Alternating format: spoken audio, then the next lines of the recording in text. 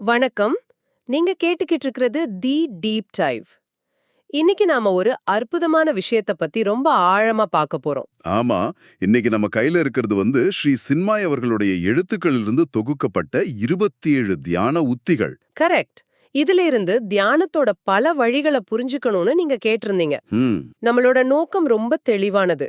தியானம்னா சும்மா கண்ணை மூடிக்கிட்டு உட்கார்றது மட்டும்தானா, இல்ல அதுக்குள்ள பல நுட்பமான வழிகள் இருக்கான்னு பார்க்க போறோம். நிச்சயமா. ரொம்ப எளிமையான பயிற்சிகள்ல இருந்து மனசுக்குள்ளேயே ஒரு உலகத்தை உருவாக்குற காட்சிப்படுத்துதல் உத்திகள் வரைக்கும் எல்லாத்தையும் அலச போறோம். இதுல முக்கியமான ஒரு விஷயத்த நம்ம புரிஞ்சுக்கணும்.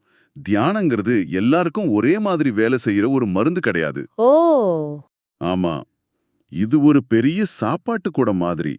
நம்ம உடம்புக்கோ மனசுக்கோ எது சரியா வருமோ அதை நாம தான் தேர்ந்தெடுத்துக்கணும். இந்த மூலத்தில் இருக்கிற ஒவ்வொரு உத்தியும் உள் அமைதிங்கிற ஒரே இலக்க அடையறதுக்கான வெவ்வேறு பாதைகள். அருமை. சரி, அப்ப முதல் படியிலிருந்தே ஆரம்பிக்கலாம். தியானத்தோட அடித்தளனே கவனம்னு இந்த புத்தகம் சொல்லுது. ஆனா அது சொல்ற சில உத்திகள் ரொம்ப ஆச்சரியமா இருக்கு. ஹம், உதாரணத்துக்கு, உதாரணத்துக்கு உங்க கவனத்தை உங்க கட்டை விரல் நுனியில மட்டும் வைங்கன்னு சொல்லுது. அப்புறம் உங்க உடம்புல வேற எந்த பாகமும் உங்களுக்கு சொந்தமில்லாத மாதிரி கற்பனை பண்ணுங்கன்னு சொல்லுது. இது கேட்க ரொம்ப சிம்பிளா இருக்கு. ஆனா இது எப்படி வேலை செய்யும்? இது ஒரு அற்புதமான கேள்வி. இதுக்கு பின்னாடி ஒரு ஆழமான உளவியல் இருக்கு. நம்ம மனச ஒரு குரங்குன்னு இந்த மூலத்துல குறிப்பிடுறாங்க. ஆமா, அது தாவிக்கிட்டே இருக்கும். கரெக்ட். அதை நாம அடக்க முயற்சி பண்ணா அது இன்னும் அதிகமா எதிர்க்கும். ஆனா அதுக்கு விளையாட ஒரு சின்ன பொருளை கொடுத்தா அது அமைதியாயிடும். இந்த கட்டைவிரல் நுனி பயிற்சி அப்படிதான். ஓ. அப்போ நம்ம உலகத்தையே ஒரு சின்ன புள்ளிக்கு சுருக்குறோம். ஆமா, உங்க பறந்து விரிஞ்ச உலகத்தை, உங்க கவலைகளை, உங்க எண்ணங்களை ஒரு சின்ன புள்ளிக்கு, அதாவது உங்க கட்டைவிரல் நுனிக்கு சுருக்குறீங்க. அப்போ மனசோட சண்டை போடாம அதோட கவனத்தை திசை திருப்புறோம். சரிதானே? மிகச்சரியா. ஆனா இதுல ஒரு சவால் இருக்கு. என்ன அது? சீக்கிரமே சலிச்சு போயிடுமா? அவா. கவனம் சிதறும். ஆனா இது ஒரு தசை பயிற்சி மாதிரி. முதல் நாள் ஜிம்முக்கு போனா உடம்பெல்லாம் வலிக்கும் இல்லையா? போக போகத்தான் தசைகள் வலுப்பெறும். புரியுது. அதே மாதிரி கவனம் சிதறும் போதெல்லாம் மறுபடியும் மறுபடியும் மென்மையா அத கட்டைவிரல் நுனிக்கு கொண்டு வரணும். இது மன உறுதியால மனச கட்டுப்படுத்த முயற்சி பண்றத விட ரொம்ப எளிமையான வழி. இது ரொம்ப நல்லா புரியுது. மனசோட மல்யுத்தம் பண்ணாம அதுக்கு ஒரு வேலை கொடுக்கறது. சரி, இந்த புத்தகத்துல மனச கட்டுப்படுத்த ஒரு உயர்ந்த சக்தி தேவைன்னு சொல்றாங்களே, ஆமா, அது என்ன? இதய அறை, மன அறைன்னு ஒரு உருவகம் வருதே, அது கொஞ்சம் விளக்க முடியுமா? இதுதான் ஸ்ரீ சின்மயின் போதனைகள்ல மிக முக்கியமான ஒரு பகுதி. நம்ம கிட்ட 2 அறைகள் இருக்குன்னு கற்பனை பண்ணிக்க சொல்றார். ஒண்ணு மன அறை. அது எப்பவும் ஒரே சத்தமா இருக்கும். ஆமா, குழப்பமாவும் சந்தேகங்களோடும் இருக்கும். இன்னொன்னு இதய அறை. அது அமைதியா, அன்பா, நம்பிக்கையோட இருக்கும். நம்ம மனசு ரொம்ப சத்தம் போடும்போது மன அறையிலே நின்னு அதோட சண்டை போடாதீங்க, நேரா இதய அறைக்குள்ள போயிடுங்கன்னு சொல்றாரு. அதாவது நம்ம கவனத்தை மூளையிலிருந்து இதயத்துக்கு மாத்தணும். மிக சரியா சொன்னீங்க. உங்க விழிப்புணர்வின் மையத்தை மாத்துறது. இதயத்துல கவனம் வைக்கும்போது எண்ணங்களோட தாக்கம் குறைய ஆரம்பிக்கும். அங்கிருந்து வர்ற அமைதி, அந்த ஆன்மாவின் ஒளி தானாகவே மனசையும் அமைதிப்படுத்தும். இது ஒரு தப்பித்தல் இல்லை, இது ஒரு புத்திசாலித்தனமான இடமாற்றம். கரெக்ட். இது சம்பந்தமா இன்னும் நேரடியான ஒரு பயிற்சி இருக்கு. கருப்பு புள்ளி பயிற்சி. ஆமா, அத பத்தி சொல்லுங்க. அது எப்படி வேலை செய்யுது? இது ரொம்ப கட்டமைக்கப்பட்ட ஒரு பயிற்சி. ஒரு வெள்ளைச்சுவர்ல உங்க கண் நேர ஒரு சின்ன கருப்பு புள்ளிய வரைஞ்சுக்கணும். சரி. அதிலிருந்து சுமார் 10 அங்குடம் தூரத்துல நின்னு உங்க முழு கவனத்தையும் அந்த புள்ளியில வைக்கணும். கொஞ்ச நேரத்துக்கு பிறகு நீங்க அந்த புள்ளியிலிருந்து சுவாசிக்கிற மாதிரி உணர ஆரம்பிக்கணும். புள்ளியிலிருந்து சுவாசிக்கிற மாதிரியா? ஆமா, உங்க மூச்சு காத்து அந்த புள்ளி வழியா உள்ள போயிட்டு வெளியே வர்ற மாதிரி. இன்னும் ஆழமா போகும்போது உங்க ஆன்மாவே அந்த புள்ளிக்குள்ள நுழைஞ்சு அதுவாவே மாறுற மாதிரி உணர சொல்றாங்க. கேட்கவே ரொம்ப தீவிரமா இருக்கு. இது வெறும் கவன பயிற்சி மாதிரி தெரியலையே. இல்ல, இது கவன பயிற்சியோட அடுத்த கட்டம். இதுல நீங்க உங்க தனிப்பட்ட அடையாளத்தை இழந்து நீங்க கவனம் செலுத்துற பொருளோட ஒன்னா மாறுறீங்க. இது நம்ம ஈகோவை கரைக்க உதவுது. இது அன்றாட வாழ்க்கையில கூட நம்ம கவனத்திறனை அதிகப்படுத்தும் இல்லையா? நிச்சயமா. ஒரு வேலைய செய்யும்போது 100 சிந்தனைகள் வராம அந்த வேலையில முழுசா மூழ்கி போறதுக்கு இது ஒரு சிறந்த அடித்தளம். சரி, ஒரு புள்ளியில கவனம் செலுத்துறது இதயத்துக்குள்ள போறதுன்னு மனச ஒருமுகப்படுத்திட்டோம். இதுக்கு அடுத்த கட்டம் என்ன? நம்ம உடம்போட இயந்திரங்களை, அதாவது மூச்சு, ஒலி, இதையெல்லாம் எப்படி தியானத்துக்கு பயன்படுத்தலாம்? ஆமா, இங்கதான் தியானம் இன்னும் செயல்முறை சார்ந்ததா மாறுது. பிராணாயாமம், அதாவது மூச்சு பயிற்சிகளை பத்தி இந்த மூலங்கள் பேசுது. அதுல 1-4-2 சுவாச பயிற்சி 1-4-2 அது என்ன கணக்கு? ரொம்ப எளிமையானது. மூச்ச உள்ள இழுக்கும்போது 1 என்றதுக்குள்ள கடவுள் இல்லனா உங்களுக்கு பிடிச்ச ஒரு புனித பெயரை மனசுக்குள்ள சொல்லிக்கிட்டே உள்ள இழுக்கணும். சரி. அப்புறம் 4 எண்ணிக்கை வரைக்கும் அந்த மூச்சை உள்ளேயே அடக்கி வைக்கணும். கடைசியா 2 எண்ணிக்கையில மெதுவா மூச்சை வெளியே விடணும். இது வெறும் மூச்ச அடைச்சி வெளிய விடுற பயிற்சி மாதிரி தெரியல. அந்த புனித பெயரை ஏன் உள்ள இழுக்கும்போது சொல்லணும்? அதுதான் விஷயமே. இது வெறும் எண்களை என்றதில்ல. நீங்க அந்த பேரை உள்ள இழுக்கும்போது அந்த பெயரோட சம்பந்தப்பட்ட தெய்வீக குணங்கள், பிரபஞ்ச ஆற்றலா உங்களுக்குள்ள நுழையுதுன்னு கற்பனை பண்ணணும். ஓ! 4 எண்ணிக்கைக்கு அதை உள்ள அடக்கி வைக்கும்போது அந்த ஆற்றல் உங்க உடல் முழுக்க பரவுது. அப்புறம் நீங்க மூச்சை வெளியே விடும்போது உங்ககிட்ட இருக்கிற எதிர்மறை எண்ணங்கள், அசுத்தங்கள்லாம் புகையா வெளியே போகுதுன்னு உணரணும். வாவ்! ஒரு சாதாரண உடல் ரீதியான செயல எப்படி ஒரு ஆழமான ஆன்மீக அனுபவமா மாத்துறாங்கன்னு பாருங்க. ஆமா ஆமா இதுல ஒரு எச்சரிக்கையும் இருக்கு. ஆமா, அத கவனிச்சேன். இத அதிகமா செய்ய வேண்டான்னு சொல்றாங்களே, ஏன்? இது உணவு சாப்பிடுற மாதிரி தான். சத்தான உணவுன்னாலும் அளவுக்கு அதிகமா சாப்பிட்டா உடம்புக்கு கெடுதல் தான்.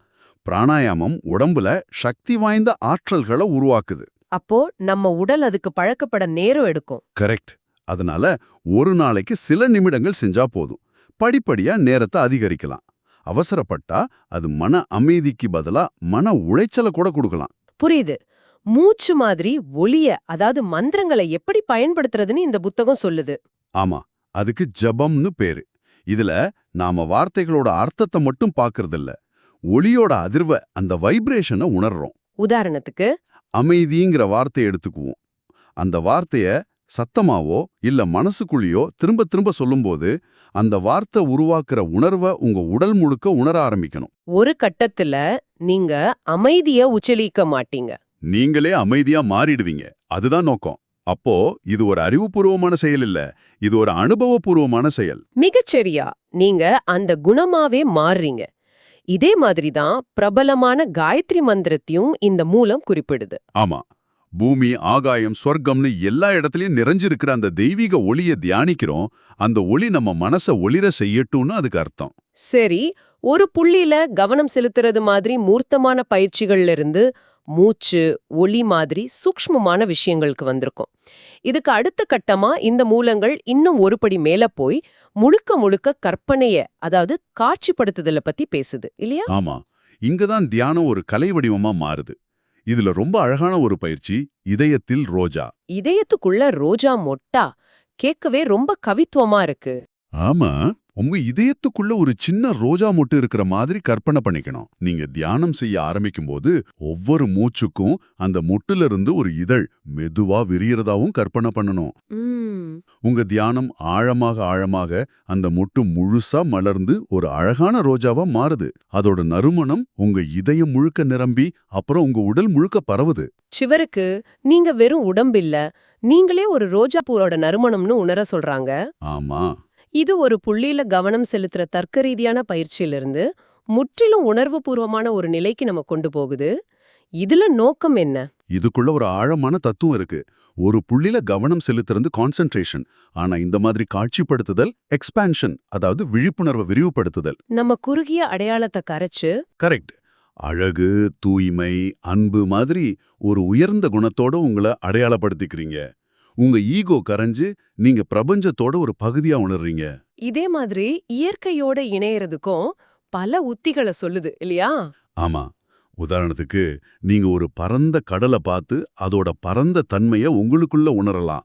இல்லைன்னா ஒரு பெரிய நீல வானத்தை பார்த்து அந்த எல்லையற்ற தன்மையோட நீங்க ஒன்னா கலக்கிற மாதிரி உணரலாம். அப்போ இது இயற்கையில இருந்து சில குணங்களை கடன் வாங்குற மாதிரி. ஒரு வகையில அப்படித்தான். இன்னும் தெளிவா சொல்லணும்னா, பரந்த தன்மை வேணும்னா வானம், தூய்மை வேணும்னா நதி, மன உறுதி வேணும்னா மலை, படைப்பாற்றல் சக்தி வேணும்னா சூரியன், இப்படி தியானிக்க சொல்லுது. இது வெறும் குறியீடுகள் மட்டும் இல்லைன்னு சொன்னீங்க. இதுக்கு பின்னாடி அறிவியல் இருக்கா? நிச்சயமா இருக்கு. பரந்த திறந்த வெளிய, அதாவது வானத்தையோ கடலையோ பார்க்கும்போது நம்ம நரம்பு மண்டலம் இயல்பாவே அமைதி அடையுதுன்னு ஆய்வுகள் சொல்லுது. அப்படியா? ஆமா, ஸ்ரீசன்மாயி இந்த அறிவியல் உண்மைய ஒரு ஆன்மீக பயிற்சியாக மாத்திருக்கார். நீங்க வானத்தை கற்பனை செய்யும்போது உங்க மூளை உண்மையிலேயே அமைதி நிலைக்கு போகுது. அப்படியானால் இந்த உரையாடலோட இறுதிக் கட்டத்துக்கு வந்துட்டோம். ஸ்ரீசன்மாயின் எழுத்துக்கள்ல இருந்து நாம பார்த்த இந்த உத்திகள் எல்லாம் ஒன்னா சேர்த்து பார்த்தா நமக்கு என்ன புரியுது? இதிலிருந்து நாம எடுத்துக்க வேண்டிய முக்கியமான செய்தி இதுதான். தியானங்கிறது ஒரு விரைப்பான விதிமுறை கிடையாது. அது ஒரு நெகிழ்வான மாற்றி அமைக்கக்கூடிய கருவி பெட்டி. ஒரு டூல் கிட் மாதிரி. ஆமா, அதுல பல கருவிகள் இருக்கு. எல்லாருக்கும் ஒரே கருவி பொருந்தாது. இதோட நோக்கம் மனச வலுக்கட்டாயமா காலி செய்யறதில்ல. அதுக்கு பதிலா மனசுக்கு ஒரு சிறந்த, அமைதியான அல்லது சக்தி வாய்ந்த ஒரு கவனத்தை கொடுக்கறது தான். நீங்க சொல்றது புரியுது. அதாவது மனசோட சண்டை போடாம அதுக்கு ஒரு நண்பனா வழிகாட்டுறது. மிகச்சரியா. அந்த கவனம் உங்க மூச்சாக இருக்கலாம், ஒரு மந்திரத்தின் ஒலியாக இருக்கலாம், உங்க இதயத்துல ஏற்படுற ஒரு உணர்வா இருக்கலாம், அல்லது ஒரு பரந்த வானத்தின் காட்சியாக இருக்கலாம். இந்த பன்முகத்தன்மை நமக்கு பிடிச்சத பரிசோதனை செஞ்சு பார்க்க ஒரு அழைப்பு மாதிரி இருக்கு. கரெக்ட். இது ஒரு தனிப்பட்ட பயணம். சரி, இந்த உரையாடலை முடிக்கிறதுக்கு முன்னாடி உங்களுக்கும் நம்மை கேட்டுக்கிட்டு இருக்கிற உங்களுக்கும் ஒரு இறுதி சிந்தனையை விட்டுட்டு போறேன். சொல்லுங்க. இந்த புத்தகத்துல பொன்னிற ஜீவன் அப்படின்னு ஒரு உத்தி இருக்கு. இதுல நீங்க ஒரு அழகான தெய்வீகமான பொன்னிறமான உயிரை உங்களுக்குள்ள கற்பனை பண்ணிக்கணும். தியானத்தோட முதல் கட்டத்துல நீங்க அந்த தெய்வீக உயிரை தேடுற ஒரு காதலன் மாதிரி இருக்கணும். அது எங்க இருக்குன்னு ஏங்கி தேடணும். தியானம் ஆழமாகும்போது இந்த பாத்திரங்களை மாத்திக்கணும். பாத்திரங்களை மாத்திக்கணுமா? எப்படி? நீங்க தேடப்படும் அந்த அன்புக்குரிய பொன்னிற ஜீவனாக மாறணும். பிரபஞ்சம் உங்களை தேடுற மாதிரி உணரணும். வாவ்! இப்போ இந்த யோசனைய பாருங்க. தியானம் என்பது ஒரு தனிமையான தீவிரமான செயல்பாடு மட்டுமில்ல, அது ஒரு விளையாட்டுத்தனமான தொடர்பு, ஒரு தெய்வீக ஒளிந்து பிடித்தல் விளையாட்டுங்கிற இந்த எண்ணம். ஆமா. உங்க சொந்த வாழ்க்கையில நீங்க அமைதியான தருணங்களை அணுகுற விதத்தை இது எப்படி மாத்தக்கூடும்? ஒருவேளை அமைதியை தேடி போறதை விட அமைதி உங்களை தேடி வர்றதுக்கு நீங்க அனுமதிக்கலாமோ? இத பத்தி கொஞ்சம் யோசிச்சு பாருங்க.